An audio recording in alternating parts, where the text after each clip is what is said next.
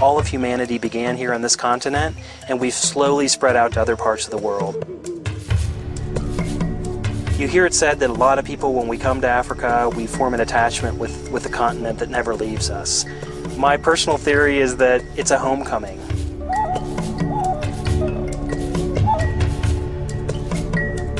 For the last 40 years, AWF has been working in Africa. It is only in Africa where you find some of the unique species, some of the unique habitats, which will benefit the whole globe. It's about saving wildlife, it's about saving other species. Their existence means your existence. We have been going on since 1961, and what they've done can be seen.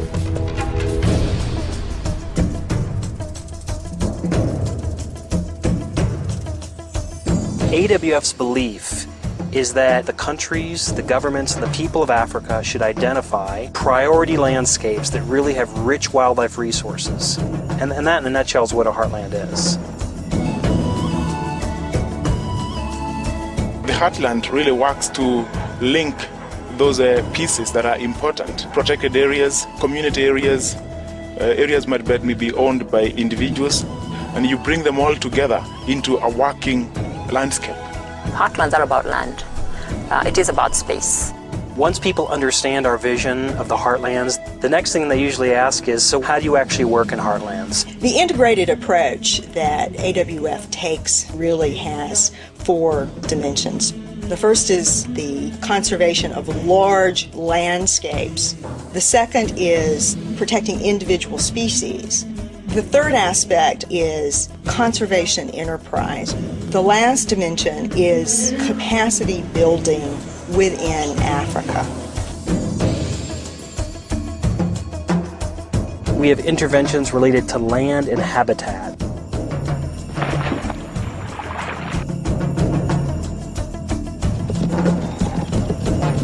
The areas and the lands that have been put aside for wildlife conservation are grossly inadequate. So we're protecting national parks, setting up land trusts and acquiring more land for wildlife, identifying corridors, all the things that make sure that there is habitat for wildlife.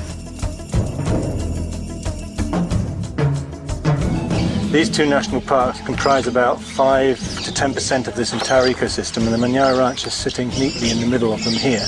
Now, the Manyara Ranch sitting in this corridor provided an ideal opportunity to secure a large section of land, and this whole process was facilitated by AWF in recognition of the conservation values the Manyara Ranch could secure over the long term.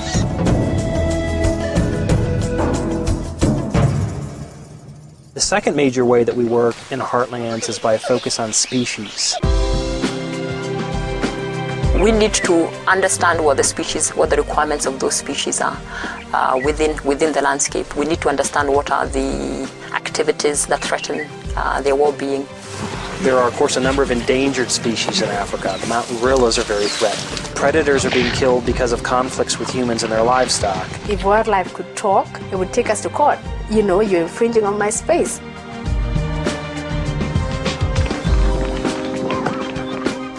You should know the resources that you're managing, and you can't know unless you investigate.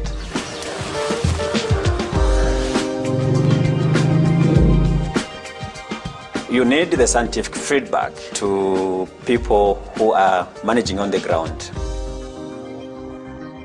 We have put radio collars that monitor movement of animals. Then we're able to sit down with our partners and say, look here, this is the time when we expect conflict to be at its highest. So we would suggest that you deploy your staff more during this time.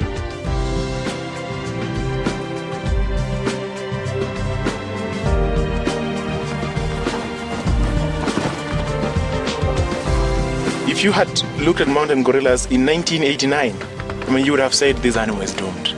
But the mountain gorilla has really thrived, and there's a great future for those animals. The incredible decline on elephant numbers has been stopped and actually been reversed.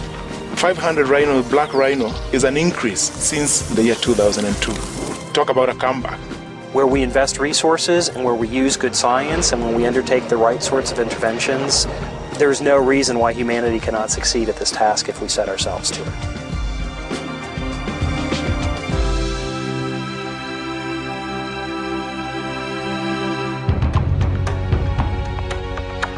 The third major way in which we work is through conservation enterprise. If people don't benefit from wildlife, then why should they conserve? We realize and know that we really have to engage the African communities. You have to also show them what can you get out of it, because people are hungry, people need to eat.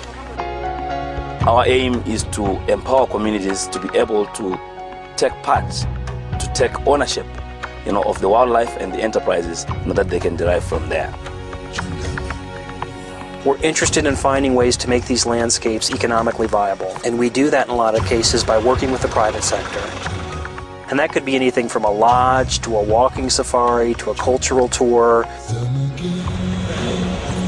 And AWF literally brings the parties around the table and say, what are your interests? Can we negotiate? This is the first massive women group to start something like an enterprise.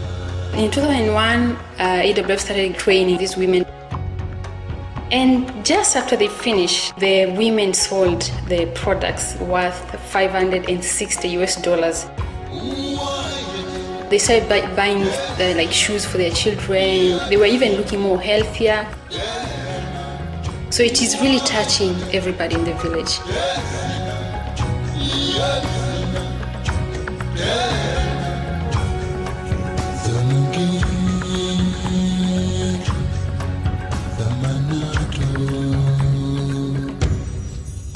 The final way that we work is through training and capacity building.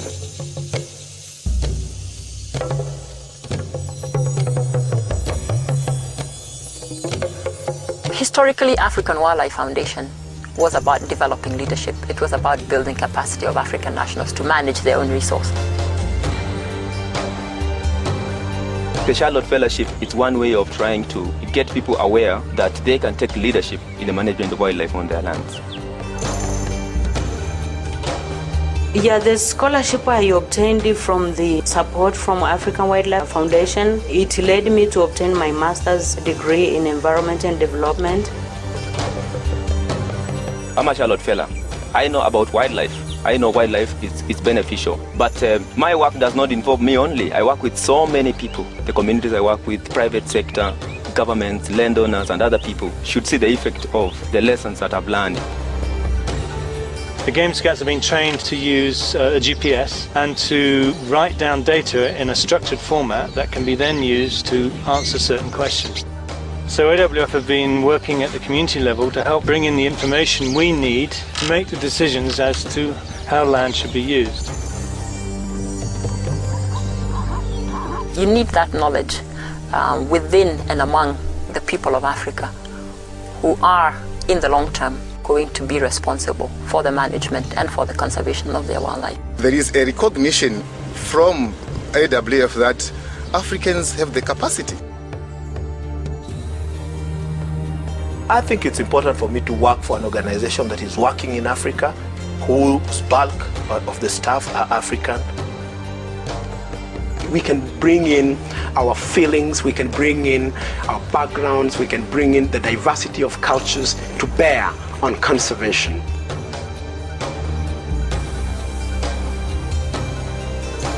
I was raised in a wildlife area, and I'm hoping to leave my kids in a wildlife area.